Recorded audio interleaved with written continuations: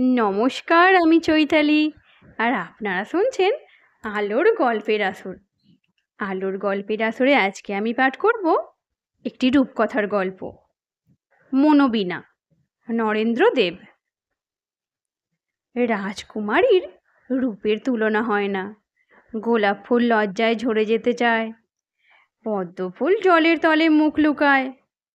চোখের পল্লব দুটি তার কেয়া ফুলের বুকের নরম কচি পাপড়ির মতো, নাকটি তিল ফুলের মতো, গাল দুটির রং যেন ডালিমের দানা, আর ঠোঁট দুখানি ডালিম ফুলের মতো টুকটুকে। হাতের আঙুলগুলি যেন চাঁপা ফুলের কুঁড়ি সারিবন্দি সাজিয়ে দেওয়া হয়েছে। বাহু দুটি যেন লতিয়ে ওঠা কমলের মৃণাল।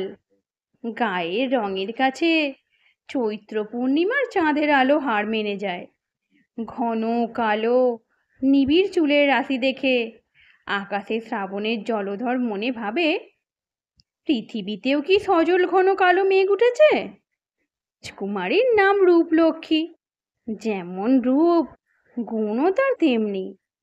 গান গাইতে, বীণা বাজাতে, নৃত্য করতে, নাটক অভিনয় করতে, ছবি আঁকতে, ফুলের মালা গাঁথতে, কবরী রচনা করতে, নানা রকম প্রসাধন ও অঙ্গরাগ করতে, কবিতা ও শ্লোক রচনা করতে, চারু ও কারুশিল্প প্রস্তুত করতে, বিচিত্র ও বিবিধ মুখরোচক আহার্য সামগ্রী রন্ধন করতে, লোককে সেবা যত্ন করতে, এক কথায় ৬৪ রকম কলাবিদ্যায় সারা পৃথিবীতে তার জুড়ি ছিল না।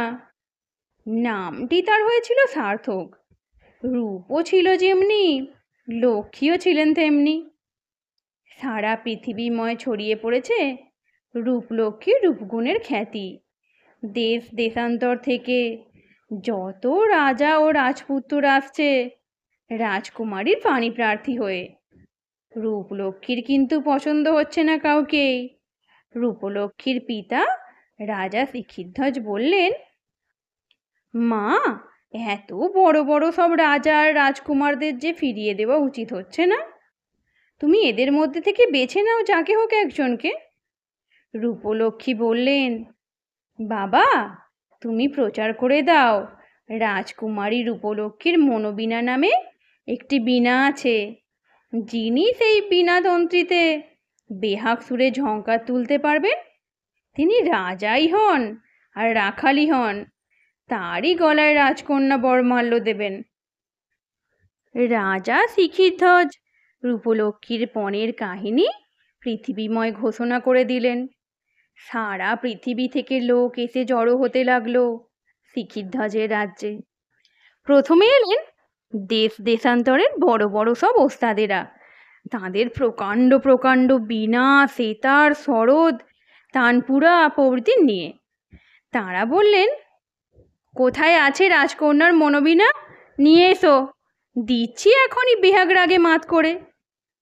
আনা হলো বীণা রাজকুমারীর কাছ থেকে। নরম সবুজ পদ্ম পাতায় মোড়া অতি ক্ষুদ্র একটি চন্দনগন্ধি বীণা, ফুলের কোমল পাপড়ি দিয়ে গড়া। তার তন্ত্রীগুলি সোনালি রঙের, কিন্তু তা এত সূক্ষ্ম যে মাকড়সার জালে যে সূক্ষ্ম সূক্ষ্ম সুতো থাকে ঠিক তারই মতো। এমনি সূক্ষ্ম সুকুমার যে বাতাস লেগে থরথর করে কাঁপছে। ওস্তাদজিরা বীণা দেখে তো অবাক, কেউ কেউ হেসে গড়াগড়ি। ওই বীণা তো হাতে করে তুলতে গেলেই ঝরে যাবে। বীণার তন্ত্রীও বাজবার আগেই ছুঁতে না ছুঁতে ছিন্ন বিচ্ছিন্ন হয়ে হাওয়ায় মিলিয়ে যাবে। ওস্তাদরা একে একে সবাই হতাশ হয়ে ফিরে গেলেন। তারপর আবার আসতে লাগলেন কত রাজপুত্তুর, মন্ত্রীপুত্তুর, কোটাল পুত্তুর, সওদাগর পুত্তুর। ৭ সমুদ্র ১৩ নদী পার থেকে কত দেশের কত রং বেরঙের মানুষ। কেউই রাজকুমারীর মনোবীণায় সুরঝঙ্কার তুলতে পারেন না। তারা হাতে করে অতি সন্তর্পণে যেই বীণাটি ধরতে যান, স্পর্শমাত্র ফুলের পাপড়িগুলি ঝরে ঝরে এলিয়ে পড়ে। বীণার তন্ত্রীগুলি ছোঁবার আগেই নাড়া পেয়ে টুকরো টুকরো হয়ে হাওয়ায় উড়তে থাকে। দিনের পর দিন যায়, পৃথিবী শুদ্ধ লোক হার মেনে ফিরে গেল। রূপলক্ষ্মীর মনোবীণা আর বাঁচল না। সেদিন ফাল্গুন মাসের দোল পূর্ণিমার তিথি। গভীর নিশুতি রাত উজ্জ্বল জোছনায় একেবারে মায়াময় হয়ে উঠেছে। আকাশের নীল চাঁদোয়ায় অসংখ্য তারার ফুল ফুটেছে। তার মাঝখানে হাসছেন 16 কলায় ভরে ওঠা পূর্ণচন্দ্র। ভোরবেলায় রূপলক্ষ্মী প্রতিদিনকার মতো মালঞ্চের সদ্য ফোটা সেরা ফুল বেছে বেছে তারই তাজা পাপড়ি দিয়ে মনোবীণা গড়ে স্নেহময় পিতা শিখিরধ্বজের কাছে রেখে এলেন। শিখিরধ্বজ রূপলক্ষ্মীকে ডেকে বললেন, মা, তোমার এত রূপ, এত গুণ, সবই কি বৃথা হবে? তোমাকে কোনো বিশাল সাম্রাজ্যের সম্রাজ্ঞী রূপে দেখে চোখ জুড়োবে মনে আশা করেছিলাম, কিন্তু তুমি যে পাগলের মতো পণ করেছ, তোমার ওই পণ মানুষের দ্বারা পূর্ণ হবে বলে তো মনে হয় না। তুমি কি শেষকালে চিরজীবন কুমারী হয়েই থাকবে মা? রূপলক্ষ্মী হেসে বীণার মতো মধুর স্বরে বললেন, বাবা, আমার মনোবীণা যদি না বাজে আমি কারোরই গলায় মালা দিতে পারবো না। চিরদিন কুমারী হয়েই থাকবো তোমার ঘরে। রাজকুমারী সখীদের নিয়ে সেদিন সমস্ত দিন বসন্ত উৎসব করেছেন। সারা রাজবাড়ি, কুসুম উদ্যান, সরোবরের শ্বেত পাথরের ঘাটে তখনও আবির কুমকুমের রঙে রাঙা হয়ে আছে। রাত্রিবেলায় ক্লান্ত দেহে রাজকুমারী একলা এসেছেন বিশ্রাম করতে। তার স্ফটিক সরোবরের তীরে বকুল তরুতলে বিছানো শ্বেতমর্মর শিলাসনে। উদ্যানের বাইরে সবুজ প্রান্তর ধুঁ ধুঁ করছে। রাজকুমারী আরামে এলিয়ে শুয়ে পড়ে আনমনে ভাবছেন, সত্যি কি তবে তার মনোবীণা বাজবে না? জগতে কেউ কি বাজাতে পারবে না বীণা? চিরদিন কি কুমারী হয়েই থাকতে হবে তাহলে? এমন সময় কানে ভেসে এলো সুদূর মাঠের বহুদূর প্রান্ত থেকে অতি করুণ সুরে বাঁশির ধ্বনি। রাজকুমারী বাঁশি শুনে চকিত হয়ে উঠলেন। ক্রমে সেই বাঁশির শব্দ এগিয়ে আসতে লাগলো। আহা, কি সুমধুর সুর! মনে হতে লাগলো যেন সেই সুরঝঙ্কারে পূর্ণিমার জোছনায় মূর্ছিত হয়ে পড়েছে। আকাশ আকুল হয়ে পৃথিবীর বুকে ঝাঁপিয়ে পড়তে চাইছে। পূর্ণচন্দ্র তার তারা সভা নিয়ে মুগ্ধ বিস্ময়ে নিস্তব্ধ হয়ে গেছে। নদীর স্রোত বন্ধ হয়ে গেছে, পাপিয়ার ঝঙ্কার বন্ধ হয়ে গেছে। আকাশ, বাতাস, পৃথিবী সবই আজ ফাল্গুন পূর্ণিমার নিশুতি রাতে সেই সুরের সাগরে ডুবে যাচ্ছে। রাজকন্যা স্বপ্নাবিষ্টের মতো উঠে দাঁড়িয়ে সেই বাঁশির সুর লক্ষ্য করে এগিয়ে চললেন। তার দুই চোখে মুক্তধারার মতো আনন্দাশ্রু গড়িয়ে পড়ছে। প্রাসাদের উদ্যান ছেড়ে বেরিয়ে রাজকুমারী সেই মুক্ত প্রান্তরে এসে দাঁড়ালেন। সামনেই দেখতে পেলেন এক কিশোর রাখাল বালককে।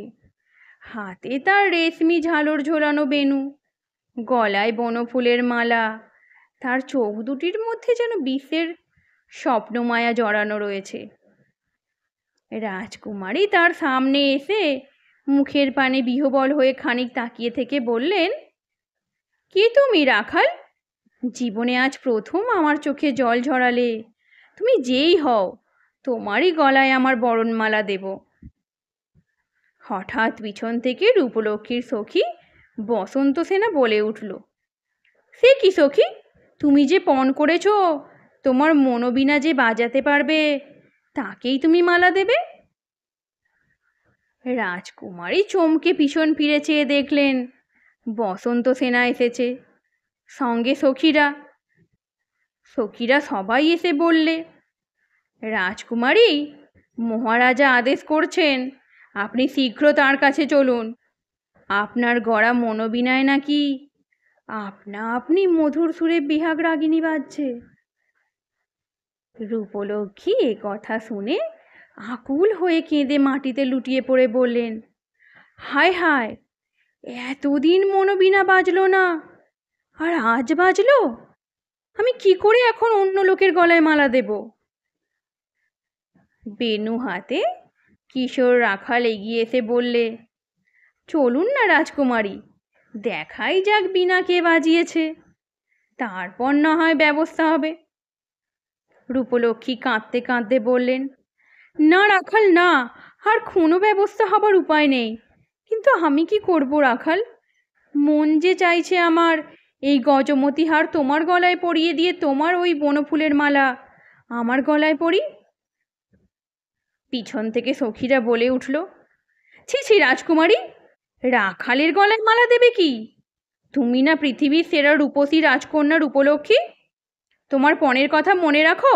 চলো চলো, প্রাসাদে মহারাজা তোমার জন্য অপেক্ষা করছেন। রাজকুমারী চোখের জলে ভাসতে ভাসতে প্রাসাদে ফিরে গেলেন। রাজা শিখিধ্বজ মেয়েকে দেখে ব্যস্ত হয়ে বললেন, মা, এক আশ্চর্য কাণ্ড হয়েছে। কিছুক্ষণ আগে তোমার মনোবীণা আপনিই বেয়াক সুরে বেজে উঠেছিল, কিন্তু এখন আবার থেমে গেছে। কি যে বাজালে তা বুঝতে পারছি না।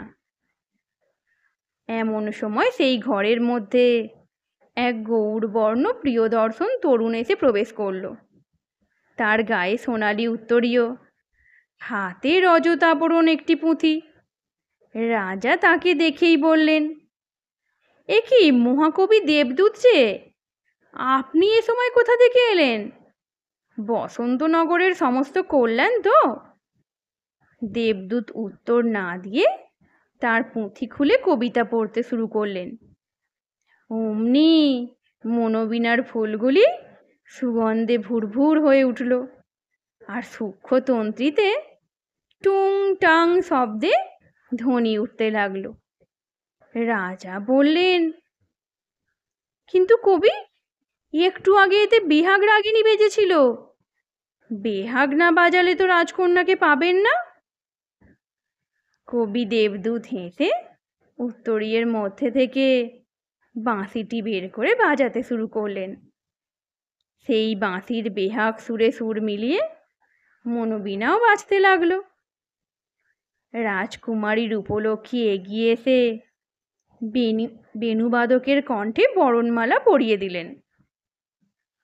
সখীরা উলুধ্বনি দিল, শাঁখ বাজালো। রাজকুমারী তখন এক চোখে অশ্রু, অন্য চোখে হাসি। তিনি রাখালকে চিনতে পেরে পুলক গদগদ কণ্ঠে বললেন, বিশ্বকবি দেবদূত, তুমিই কি সেই রাখাল? বিশ্বকবি দেবদূত কিছু না বলে শুধু নিজের গলার পুষ্পরঙিন বনমালা খুলে রাজকুমারীর রাজহংসীর মতো কোমল কণ্ঠে সাদরে পরিয়ে দিলেন। বসন্ত পূর্ণিমার ফাল্গুনী রজনী রূপলক্ষ্মীর বিবাহ উৎসব রজনীতে পরিণত হলো। আজকের গল্প এখানেই সমাপ্ত। গল্পটি কেমন লাগলো কমেন্টসে জানাতে ভুলবেন না। ধন্যবাদ।